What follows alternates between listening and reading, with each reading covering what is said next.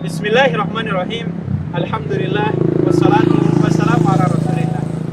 Sahabat yang dirahmati Allah Subhanahu wa taala, bulan Ramadan adalah momentum besar untuk meningkatkan interaksi dan kemesraan kita dengan Al-Qur'an.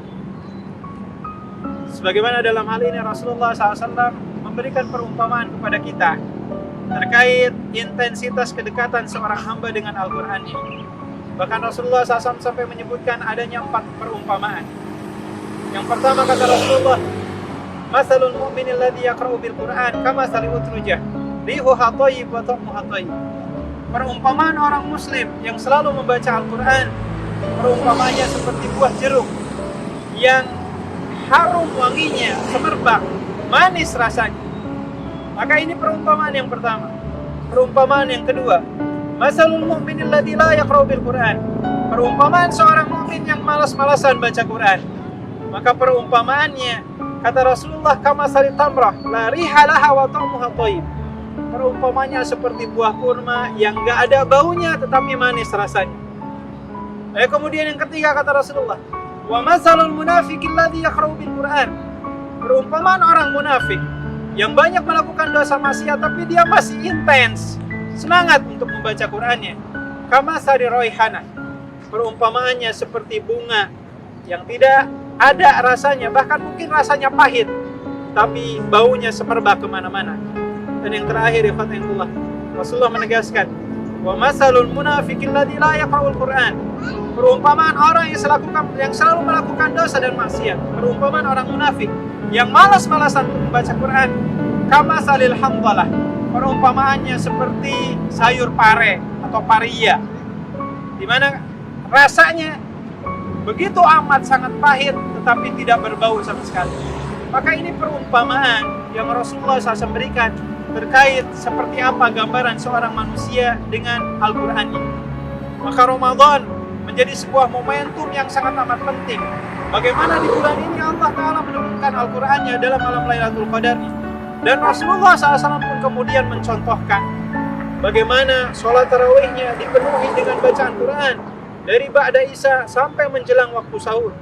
Atau umpamanya sebagaimana Utsman bin Affan surat Az-Zumar ayat 9, ini pujian dari Allah sampai beliau menunaikan salat malamnya 1 rakaat tapi 30 juz Al-Qur'an yang beliau baca.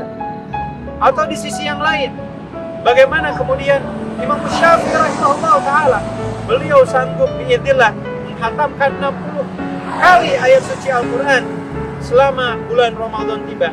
Artinya sehari 2 kali khatam. Ini semangat-semangat seperti ini yang perlu kita hadirkan.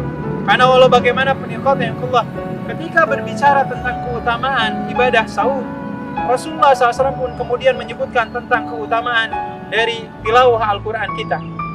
Maka orang yang saum dan orang yang senantiasa membaca Al-Quran, nanti di hari kiamat 2 amalan ini yang menjadi salah satu penyebab keselamatan kita di hadapan Allah.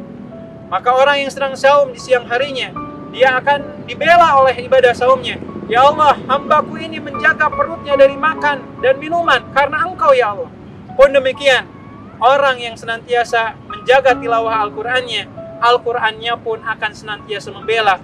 Ya Allah, hambaku ini di malam harinya menyedikitkan waktu tidurnya karena dia asik-asik untuk membaca firman-firman-Mu yang sangat suci.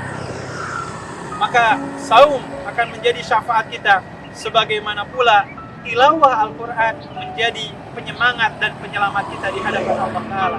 Oleh sebab itu, ikhwati iman rahimahullah, Rasulullah sampai menegaskan, fal Qur'anu hujjatun lana au hujjatun alaina.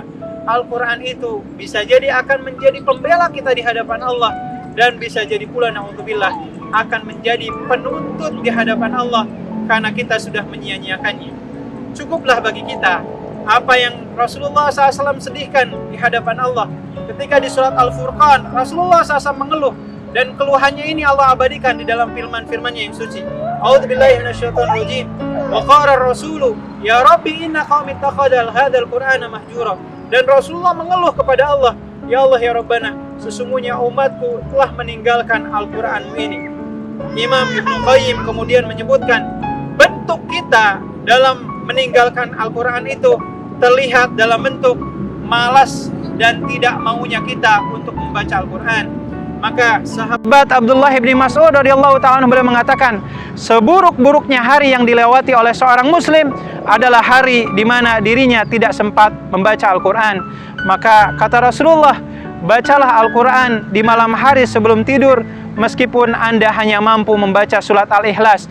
Mudah-mudahan Quran menjadi pembela kita di hari kiamat nanti, sebagaimana saum yang istimewa di bulan Ramadan memiliki asas pembelaan di hadapan Allah. Maka inilah mungkin salah satu hikmahnya kenapa menghatamkan Al-Quran di bulan Ramadan terasa begitu istimewa di hadapan Allah, di hadapan Rasulullah SAW, para sahabat, para ulama yang senantiasa dekat untuk membacanya.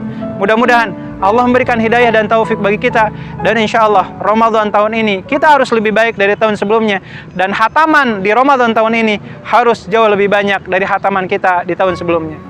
Barakallahu lakum walhamdulillahi rabbil alamin. Assalamualaikum warahmatullahi wabarakatuh.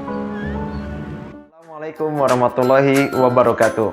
Halo sahabat peduli, Ramadan kali ini kita masih dihadapkan pada masa pandemi. Tapi jangan khawatir, teman-teman masih bisa berbuat baik dengan di rumah aja, dengan mensupport program-program kami di bulan Ramadan. Bagaimana sih caranya? Yang pertama, pilih programnya. Yang kedua, tentukan donasinya. Dan yang ketiga, kirim ke rekening yang tertera. Yuk kita maksimalkan peran kita di bulan Ramadan. Wassalamualaikum warahmatullahi wabarakatuh.